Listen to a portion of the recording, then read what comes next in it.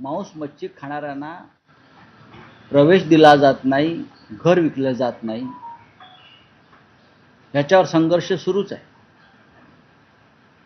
आता 15 ऑगस्ट स्वातंत्र्य दिनी महानगरपालिका फतवा काढते आणि त्या दिवशी मांस मच्छी विक्रीवरती बंदी आणते.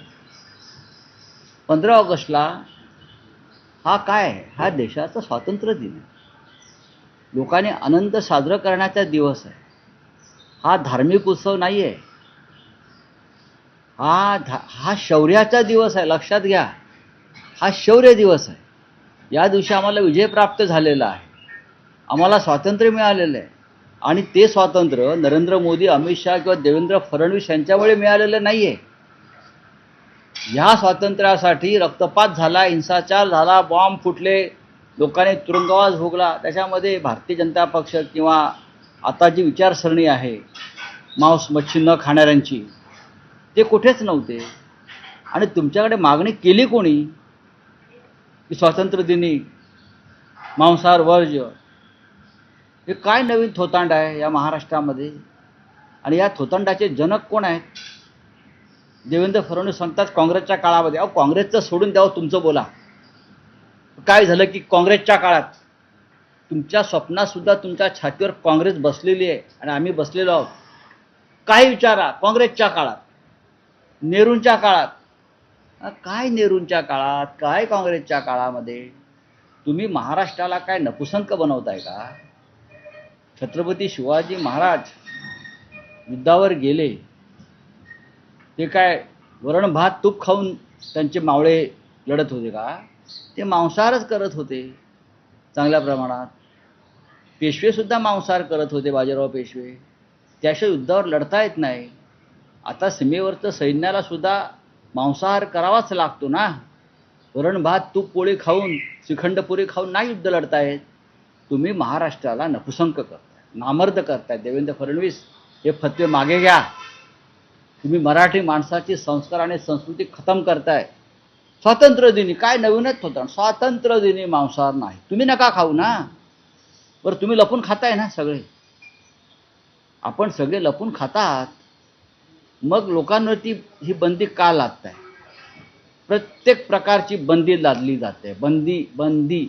हे खाऊ नका, ते खाऊ नका, हे कपडे घालू नका, ते कपडे घालू नका, हे बोलू नका, ते बोलू नका.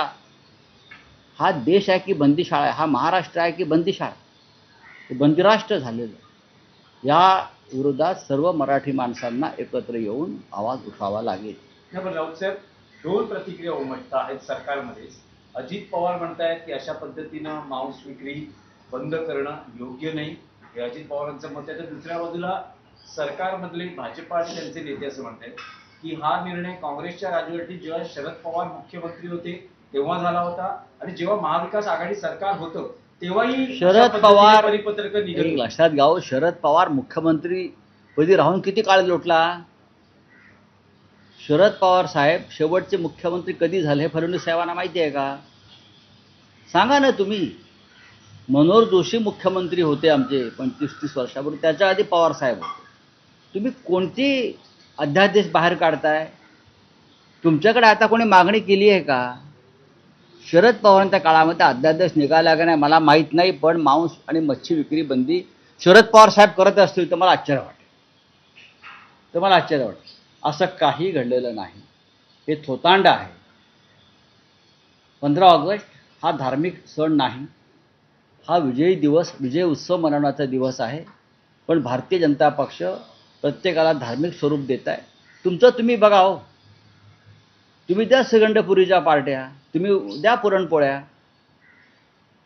जे सरकार कामाख्या देवीच्या मंदिरात रेडे कापून जन्माला आलं, त्यातल्या काही लोकांनी रेड्याचा मांस प्रसाद म्हणून खाल्लाय. मला माहिती आहे, मी तिथे होतो.